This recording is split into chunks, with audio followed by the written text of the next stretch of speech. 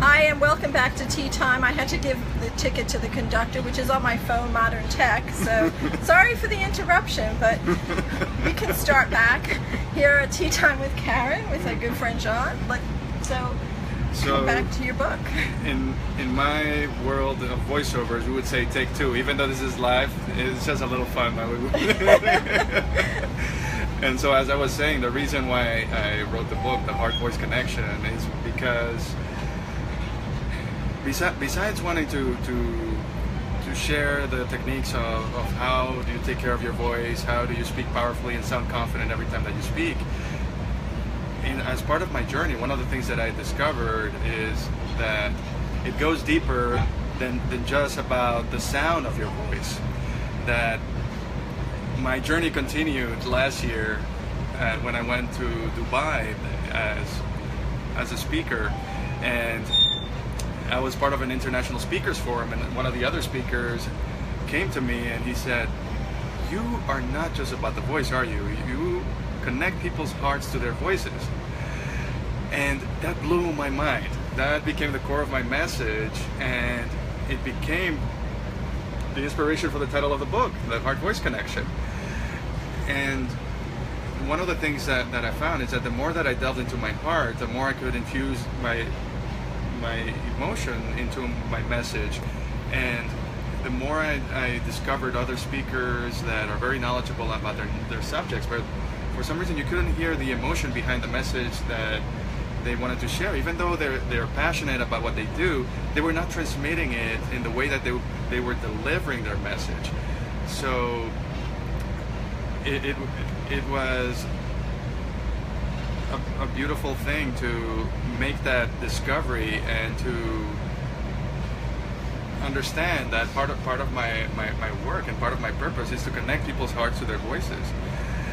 And in meeting speakers who are passionate about delivering their message, I found my own purpose. That part of my purpose is to create a love wave around the world, and by me sharing my heart into my message, and whether I'm sharing it through my writing, my poetry, my music, sharing my story, or empowering others to share their stories, it's all about inspiring people and creating a huge love wave around the world. So I'm on a mission, and so as part of my vision is to share my heart and inspire others to do the same. Because besides sharing the message, it's all about how do you bring your full self into every conversation? How do you tap into that part of yourself and inspire others to also do the same? Because as I've been doing that, I've been able to free myself, my creativity, and bring more of whatever is up here and bring it into life and to touch people at a deeper level. And with every conversation, it's been so amazing because, hey, I wear my heart on my sleeve. I don't know if you can see it. I can probably it is awesome. I can attest to that. Well, thank you, Karen. And it's so awesome. Wow, it's been what, almost 2 years since we had met, and from the moment that we struck a conversation, that there was an immediate connection in the way that we spoke, and there wasn't this understanding that there's something deeper than just, oh, like, what do you do in terms of work. It goes deeper to getting to know each other as people. That when too often I've gone to networking events where people walk up to you and they're shoving their business cards in your face, and you're like, wait, I don't even know who you are. Why are you throwing your card on my face? What's your name? How do you serve people? How can I support you? I'd like to know more about you. And when you don't give people that chance, that opportunity to get to know you, you're actually blocking yourself off. You're blocking yourself off from having that contact, having that conversation, having that connection. And that's part of what is missing so much in today's world, in conversation and communication. And also, when you think about corporate America, then the way that we have distanced ourselves from our hearts in the way that we present ourselves. And I know from working in corporate America for about 7 years, one of the things that I experienced is that you were expected to leave your emotions out of work. And I understand the premise behind it and the purpose. However, it is nonsensical to take the humanity out of corporate America. Corporations are made of humans. Humans are emotional beings. Emotions have to be part of the equation.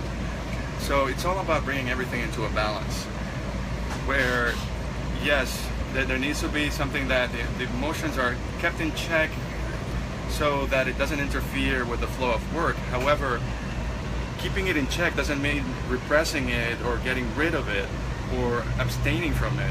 In fact, that's the worst thing you can do, because